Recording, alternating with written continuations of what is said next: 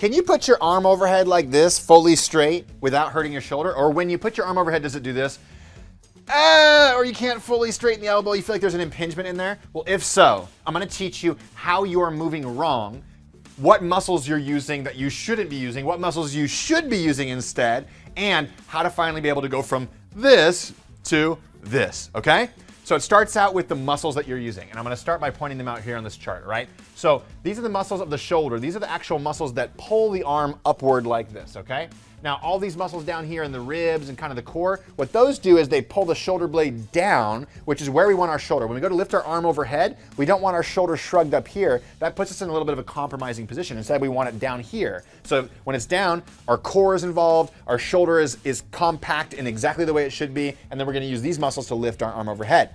That's not what most people are doing, especially if you get this kind of thing happening at the top of your arm overhead. Instead, what you're doing is this. You're probably turning all these muscles down here off. You're gonna use these muscles, but you're gonna use all these muscles right here, thinking they're supposed to be the ones doing the work, okay? So what does that mean? When I lift my arm overhead, how I reach this full position is I allow my arm to externally rotate, and I keep my shoulder down and inside the socket, okay? So I go arm overhead, my elbow's locked, shoulders down inside the socket, right? And I'm externally rotated. See, my thumb is pointing towards the back wall. What most people do is this. They shrug their shoulder up like this, using these muscles, not keeping it down with these muscles, right? And then they internally rotate, not externally rotate, internally rotate, and then they go up here, oh, no, my flexibility restrictions, I have an impingement, something like that, right? So let me show you one more time on Skelly. Let's take a look at why this might be happening, all right? So here's my arm. If I internally rotate like this, I'm coming up, and you see this bone? It gets jammed into the collarbone right there, okay? So instead what we want is this. We want external rotation, thumbs backward, and then as the arm comes up, look, there's space. There's space for it to go by, okay? So how do you practice this? Start by backing yourself up against a wall, drop your fingers away from your ears, and turn your thumb towards the back wall like this, okay? So thumb towards the back wall. Now from there, what I'm gonna do is this. I'm gonna keep this shoulder down. Pay close attention to that shoulder. Drive it away from your ear, keep it there the whole time.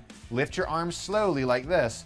And when you start to feel a little bit of tightness, or when you start to feel you wanting to do this with your neck and this with your shoulder, pause, come down a little bit, reset, shoulder down, thumb backwards, and then come up a little bit more again. And just come back and forth like this, slow and controlled, going up and down until you get yourself almost to the position where your arm is fully extended like this. Now at first, this is gonna feel really foreign to you. It's gonna feel kind of strange. You're not gonna have the right muscles that are activating. You're gonna wanna do this, shrug and internally rotate. But if you keep focusing on shoulders down and external rotation while you practice this drill, if you do this drill every day, maybe once in the morning, once in the evening for just 1 minute, all of a sudden what you're gonna find, you're gonna be going to put the dishes away, woo!